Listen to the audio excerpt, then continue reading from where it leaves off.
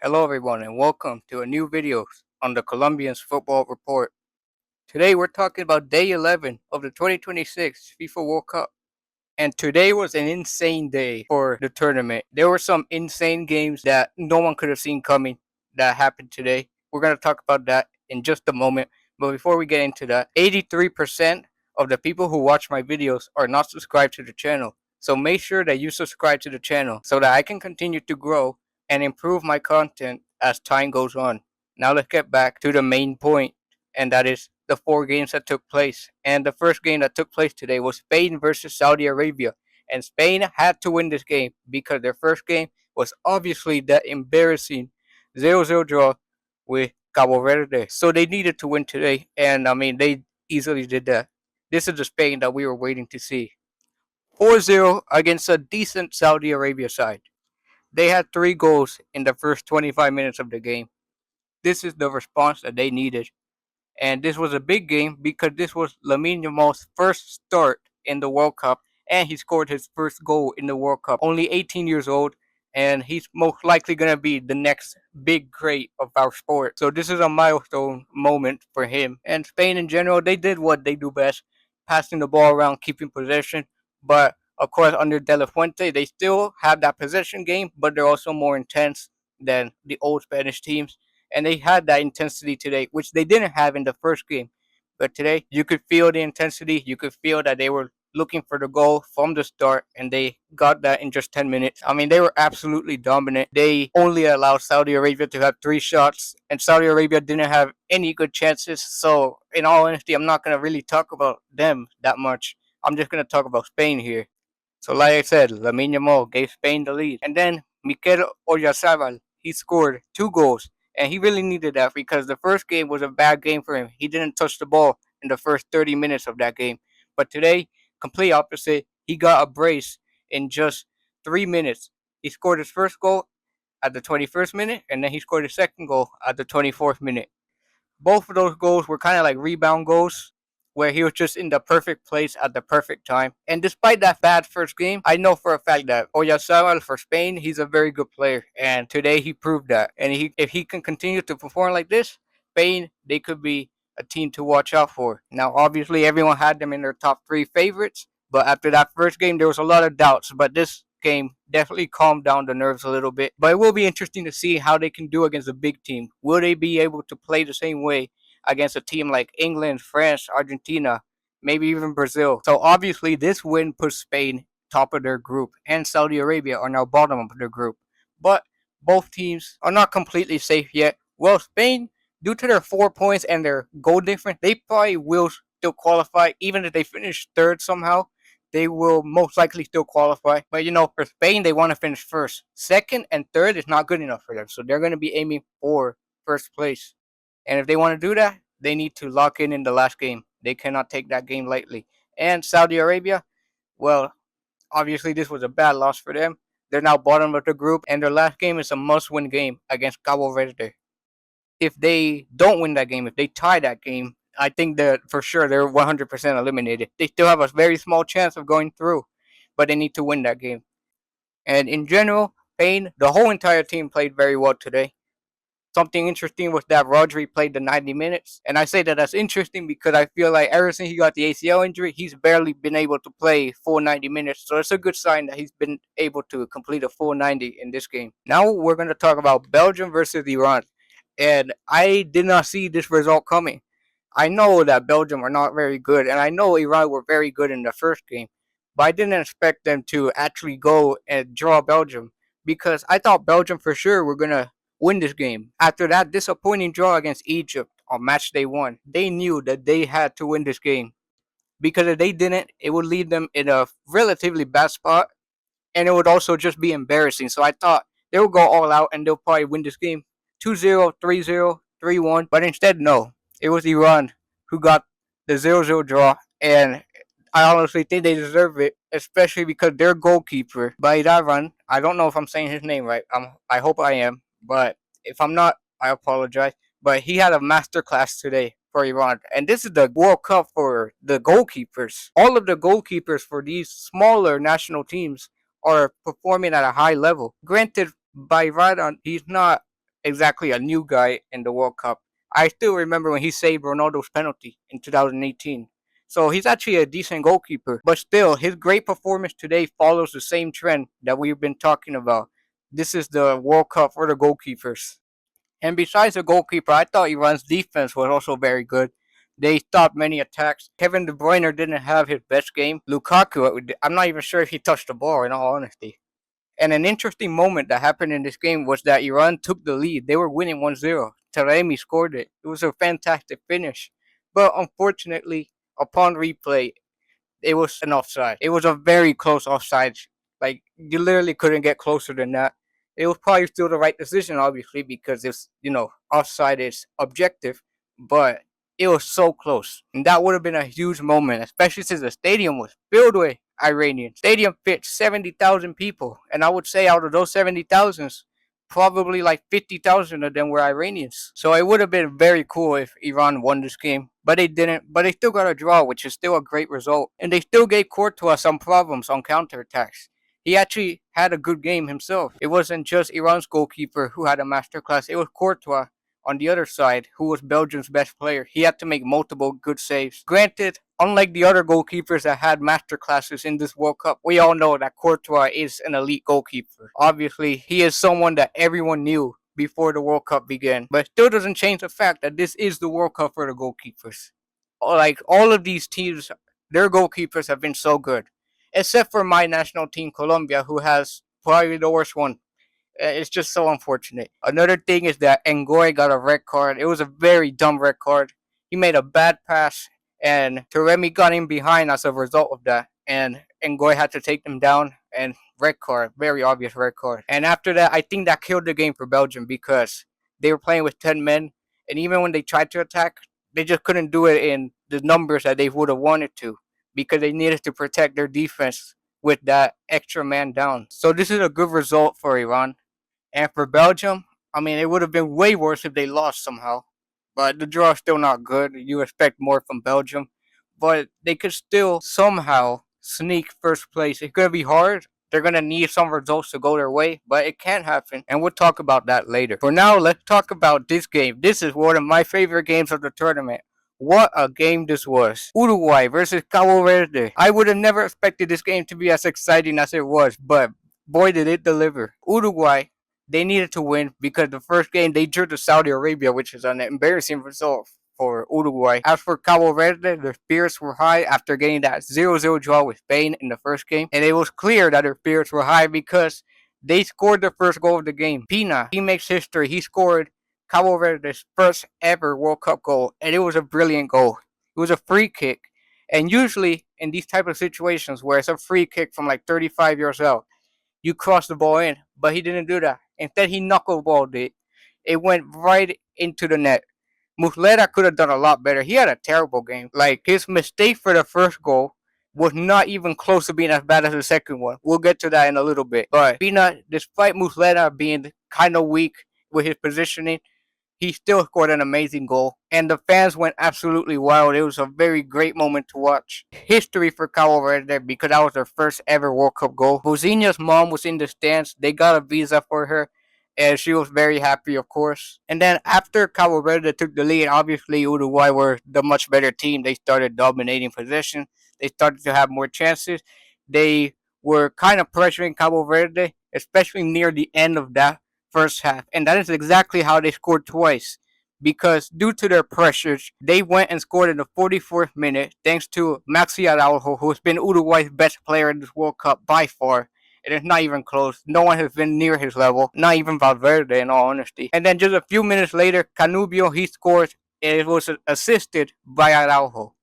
So he participated in both goals. In all honesty, I don't know why he got subbed off. He should have played the whole game because he's the type of player who can create something out of nothing. I think for sure he could have get a big transfer after this World Cup. And he's the only Uruguayan player who deserves a big transfer after this World Cup because the rest of the team is a shambles. In the second half, when it should have been Uruguay taking control of the game and going for that third goal, instead it was Cabo Verde who went out there.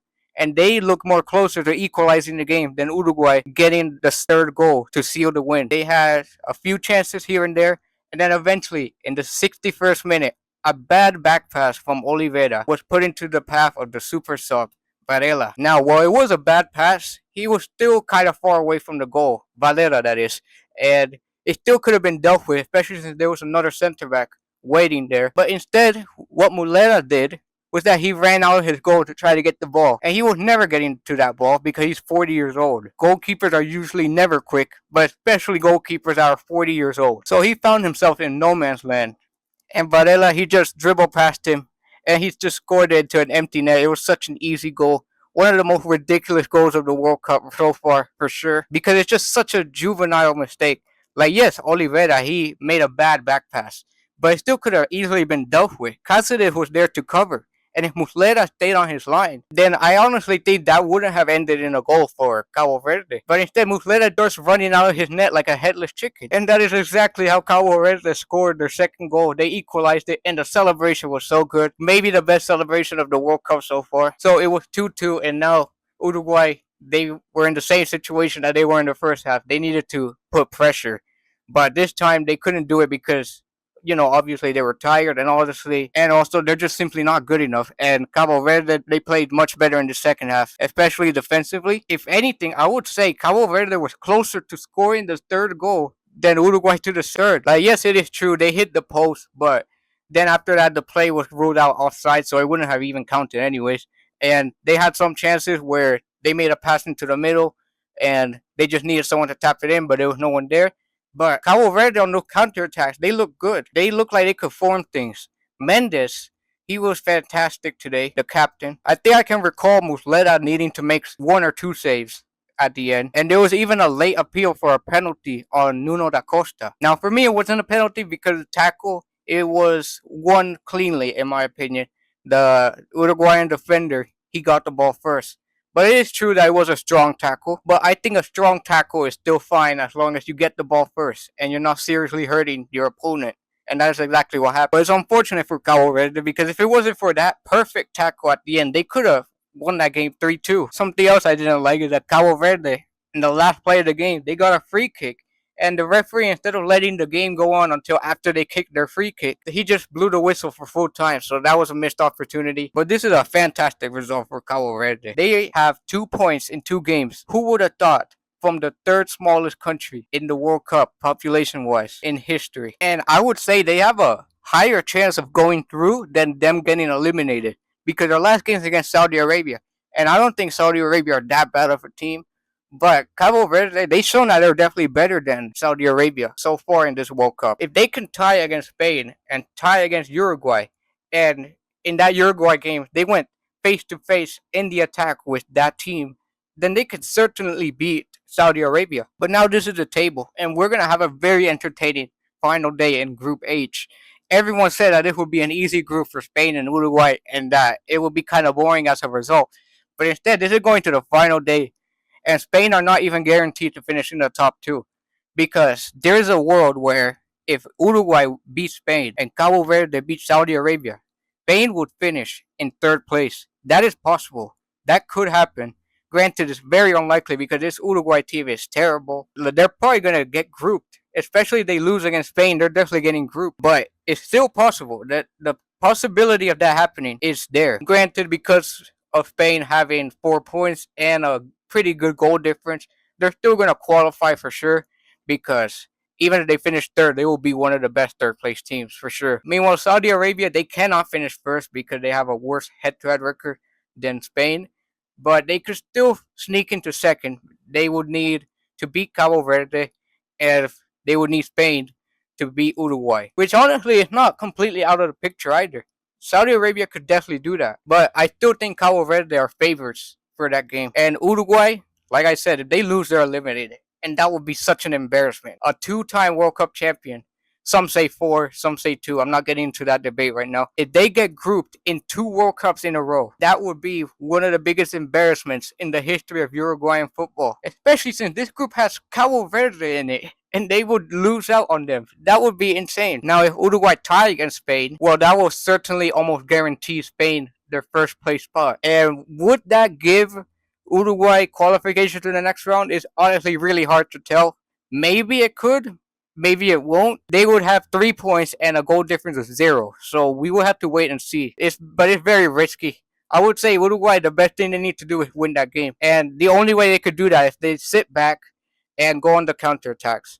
But Bielsa is very stubborn. He's still gonna want to play his total football style, and I don't think it's gonna end well. Like I feel like the Uruguayans, they might need to accept that this is gonna be another failure in the group stage of a World Cup, and that is embarrassing. New Zealand versus Egypt, and this was a very exciting game. Who would have thought that a game between New Zealand and Egypt in Vancouver would be this entertaining?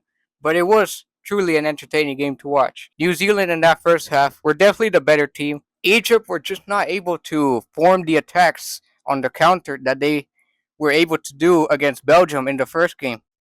New Zealand's defense was doing a fantastic job in the first half. And when they went on the attack, they had many decent chances, and they took the lead 15 minutes in after a fantastic cross from Tim Payne on a corner kick. The famous Tim Payne, who got all the social media fame now, he put in a fantastic cross for Sermon, and he scored after a brilliant header. And it was the deserved lead for New Zealand. They were definitely the better team.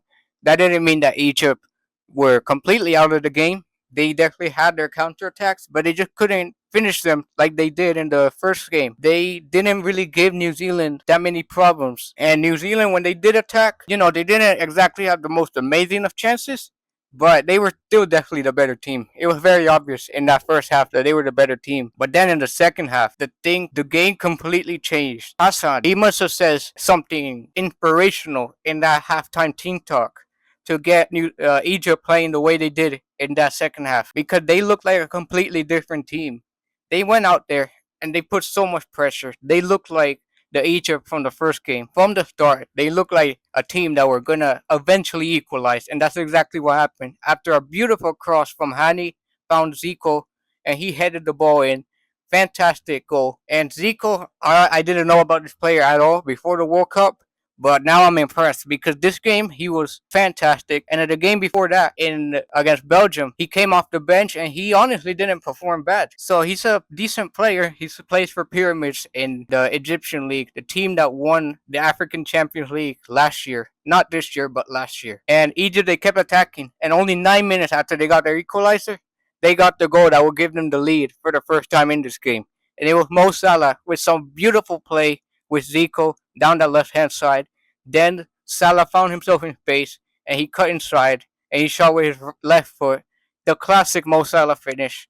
And New Zealand were now losing 2-0, 2-1. And Mo Salah, he still got it. I know he didn't have a good season with Liverpool, but he could definitely do the job in another top 5 league, especially if he plays as an attacking midfielder, because he's been balling out for Egypt in that position. And after that second goal, it looked like New Zealand were shell shocked. Even after the water break, they just didn't respond. And I have to say, Egypt in the second half were much better than New Zealand were in the first half. So they deserve to win, because even though New Zealand were the better team in the first half, Egypt in the second half completely blew them away. They couldn't respond properly. They tried to attack because obviously they had to. That was their obligation after going down. But they couldn't form anything interesting. And it was actually Egypt who got the next goal, because after a great cross from Salah on the corner kick, it found the substitute Trezeguet, and he made a brilliant header, and that gave Egypt the 3-1 win, and that is Egypt's first ever win at the World Cup, which is crazy because they're the African team with the most AFCON trophies. They have won 7 of those, but they've never won a game at the World Cup until now, and that win puts them in a brilliant position. After that win, Egypt are top of the group with 4 points and a goal difference of 2, and it looks likely that they would just need a draw against Iran to top the group. Because let's say they draw against Iran and Belgium, they need to score, I think, 3 goals on New Zealand in order to catch up with them. So it honestly looks like Egypt may already have first place secured as long as they just get that draw versus Iran. And that would be crucial for them. Meanwhile, Iran is ahead of Belgium because they have 1 more goal scored than Belgium do. And who would have thought that in this group, Belgium, after 2 games, would be 3rd place? No one would have expected that, because everyone was saying that this was the easiest World Cup group of all time. That Belgium got gifted a free path into the round of 32 as the 1st place team. But instead, after 2 games, they are 3rd place. And they could go out if they lose against New Zealand. In fact, for sure, they will be eliminated if they lose to New Zealand. And it could happen because you never know. New Zealand, they're going to be desperate to get that win because this loss now means that last game they will have to go with everything they got to get the win. So they're going to go attacking. And that Belgium defense is weak. And New Zealand's attack is not bad. So that could be a bad combination for Belgium. Meanwhile, Iran, they're going to have to fight to go through. Egypt are going to be very motivated to seal that first place spot. But Iran, they may need to win, they may need to draw. It's hard to tell. It's a similar situation with Uruguay and Cabo Verde, where the draw will give them 3 points and the goal difference is 0, which is not bad. But it's definitely risky to be confident of that because you never know. There could be some teams that finish third place that do better than that. And if that happens, you could get eliminated. But yeah, if Belgium don't get out of this group, it will be the biggest failure of a European team ever at the World Cup, I think. Because it's just such an easy group. All of these 3 teams have never won a World Cup game.